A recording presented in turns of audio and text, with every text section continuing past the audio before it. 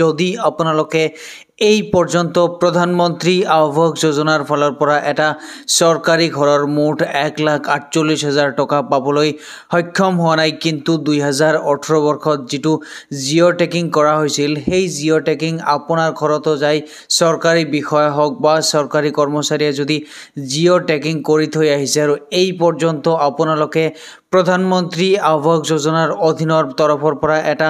চৰকাৰী ঘৰ লাভ কৰিবলৈ সক্ষম হোৱা নাই তেতিয়া হলে আপোনালোকৰ কাৰণে লৈ আহিছে প্ৰধানমন্ত্ৰী আৱাস যোজনাৰ তৰফৰ পৰা নতুন 2025 বৰ্ষৰ এটা ভেৰিফাইড লিষ্ট এই লিষ্টত যদি আপোনালোকৰ নাম থাকে তেতিয়া হলে 100% কনফাৰ্ম আপোনালোকে অতি শীঘ্ৰে পাবলৈ গৈ আছে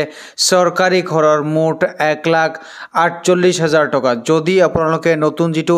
লিষ্ট মুকলি হৈছে এই লিষ্টত আপোনাৰ নাম আছে নে নাই যদি চাব বিচাৰে তেতিয়া হলে এইটো যেটো পেজ আপোনালোকে ইয়াতে চাবলৈ পাৰিছে এই পেজটোত প্ৰথমে আহিব ইয়াতে অহাৰ লগে লগে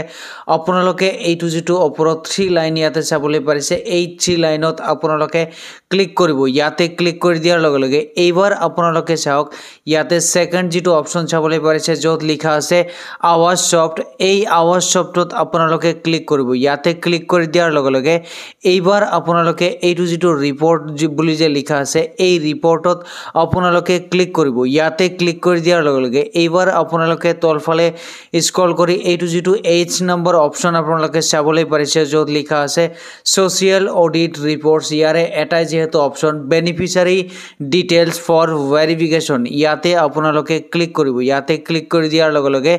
এইবাৰ আপোনালোকে এইটো যেটো অল ষ্টেটস বুলি আছে ইয়াতে ক্লিক কৰি আপুনি নিজে কোনটো ৰাজ্যত বসবাস কৰে সেই ৰাজ্যত ক্লিক কৰিব তাৰ পিছত আপোনালোকে আকৌ এই সিলেক্টত ক্লিক কৰি আপুনি কোনটো জিলাৰ অধীনত বসবাস কৰে সেইখন জিলাৰ নাম যত লিখা থাকিব তাতে আপোনালোকে ক্লিক কৰিব ইয়াতে ক্লিক কৰি দিয়াৰ লগে লগে এইবাৰ আপোনালোকে আকৌ এই সিলেক্টত ক্লিক কৰি এইবাৰ আপোনালোকে নিজে কোনটো ব্লকৰ অধীনত বসবাস কৰে সেইটো ব্লকৰ নাম যত লিখা থাকিব তাতে আপোনালোকে ক্লিক কৰিব এইবাৰ আকৌ আপোনালোকে এই সিলেক্টত ক্লিক কৰিব সিলেক্টত ক্লিক কৰি আপুনি নিজে কোনখন গাঁও পঞ্চায়তৰ অধীনত বসবাস কৰে সেইখন গাঁও পঞ্চায়তৰ নাম যত লিখা থাকিব তাতে আপোনালোকে ক্লিক কৰিব ইয়াতে ক্লিক কৰি দিয়াৰ লগে লগে এইবাৰ আকৌ এই সিলেক্টত ক্লিক কৰি 2024 আৰু 25 বৰ্ষ যত লিখা থাকিব তাতে আপোনালোকে ক্লিক কৰিব ইয়াতে ক্লিক কৰি দিয়াৰ লগে লগে এইবাৰ আকৌ সিলেক্টত ক্লিক কৰি এইটো যেটো 1 নম্বৰ অপচন চাবলৈ পাৰিছে যত লিখা আছে প্ৰধানমন্ত্ৰী আৱাস যোজনা গ্ৰামীণ ইয়াতে আপোনালোকে ক্লিক কৰিব ইয়াতে ক্লিক কৰি দিয়াৰ লগে লগে এইবাৰ আপোনালোকে এইটো যেটো ক্যাপচা নম্বৰ চাবলৈ পাৰিছে এই ক্যাপচা নম্বৰটো আপোনালোকে এই খালি ঠাইখিনিত পূৰণ কৰি এইটো যেটো সাবমিট বুলি লিখা আছে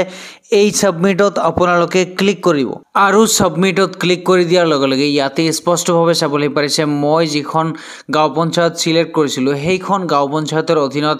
এই কেইজন মানুহে ফাইনালি পাবলৈ গৈ আছে প্ৰধানমন্ত্ৰী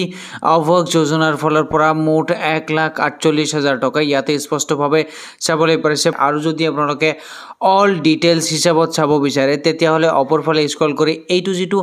ডাউনলোড পিডিএফ বুলি যে ইয়াতে লিখা আছে এই ডাউনলোড পিডিএফত আপোনালোকে ক্লিক কৰিব ইয়াতে আপোনালোকে চাবলৈ পাৰিছে অল ডিটেইলছ মই যেটো গাঁও পঞ্চায়ত সিলেক্ট কৰিছিলো সেইখন গাঁও পঞ্চায়তৰ অধীনত কেইজন মানুহে চৰকাৰী ঘৰ পাবলৈ সক্ষম হৈছে তলফালে স্ক্ৰল কৰিলে ইয়াতে অল লিষ্ট ওয়াইজ আপোনালোকে চাব পাৰিব তাৰ পিছত আপোনালোকে যদি আৰু অল ডিটেইলছ চাব বিচাৰে তেতিয়া হলে আপোনালোকে চাবলৈ পাৰিছে ইয়াতে বেনিফিচিয়াৰী অৰ্থাৎ যাৰ নামত চৰকাৰী ঘৰ হৈছে তাৰ পিছত স্কিম ফাইনান্সিয়েল ইয়াৰ 2025 বৰ্ষ ইয়াতে চাবলৈ পাৰিছে